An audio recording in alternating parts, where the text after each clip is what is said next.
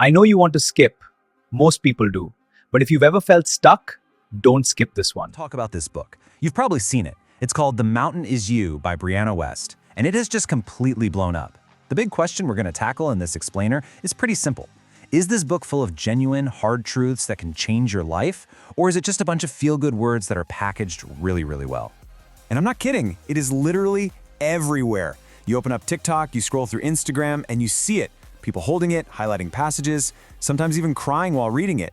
They're calling it therapy in pages. The hype around this thing as a tool for overcoming self-sabotage is just massive. But, whenever something gets this popular, it's our job to step back for a second. We have to ask a pretty important question if we really want to understand what's going on here. And yeah, this might feel a little uncomfortable, but it's the core of it all. This isn't a knock on the author, it's a real question. What is happening here that has millions of people turning to a writer instead of, say, a licensed therapist for the keys to understanding their own minds?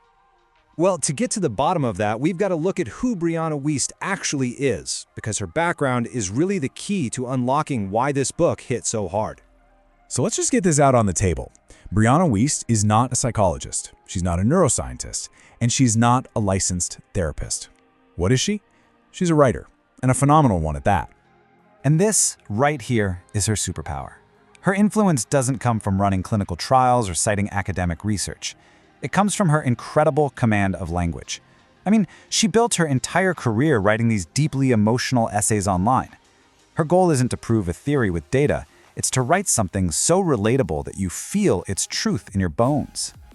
So what's the secret sauce here? How did this specific book, from this specific author, become a global bestseller?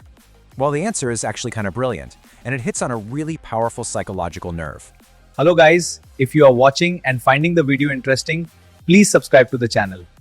Your like and subscribing the channel gives us motivation to bring more videos like this for you. I will tell you a secret, this video is totally made using Notebook LLM.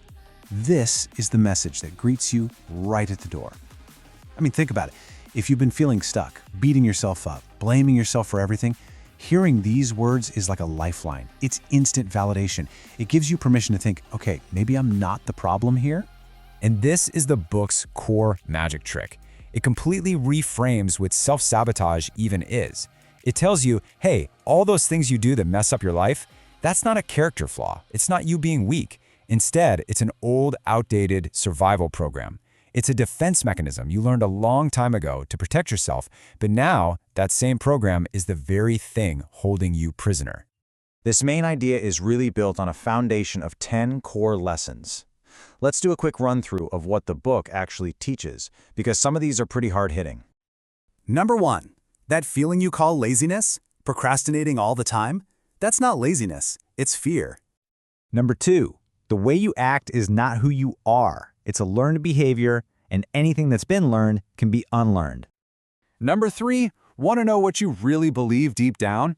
Just look at your daily habits. They'll tell you the truth every time. Number 4, we're all taught to just push our feelings down. The book says, nope, that's what keeps you stuck. The only way out is to go right through them. Number 5, forget what you've seen in the movies. Real change, real healing, is messy. It's not a yoga retreat. It's more like a controlled demolition of your old self. Number 6, reading all the books and having all the aha moments means nothing if you don't do anything with it. Knowing isn't enough. You have to act. Number 7, stop trying to force yourself to do things with willpower. It never lasts. Instead, align what you're doing with your deepest values, and the drive will come naturally. Number 8, if you need other people to tell you you're okay, you've handed them the keys to your own emotional well-being. That's a recipe for instability. Number 9, this one's huge. You can have all the motivation in the world, but your nervous system is really in charge. Its only job is to keep you safe. If a new opportunity feels threatening, it will slam on the brakes, period. And finally, number 10, the challenges in life, the mountains, they never go away. There's always going to be another climb. Your only choice is whether you get stronger for the journey or just stay at the bottom and complain about the view. So let's pull all this together. Time for some real talk. Is this book science? Is it therapy? What are we really looking at here? And here's where it gets interesting. While the book has zero clinical studies or new research, the ideas themselves, they aren't made up. A lot of these concepts are actually simplified, repackaged ideas from real psychology, like cognitive behavioral therapy.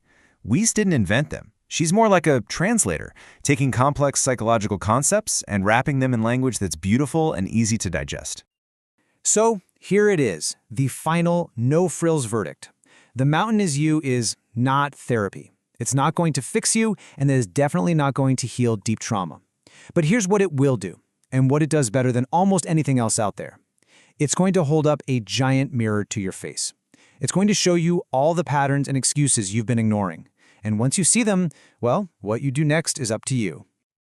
Which leaves us with one last thing to think about.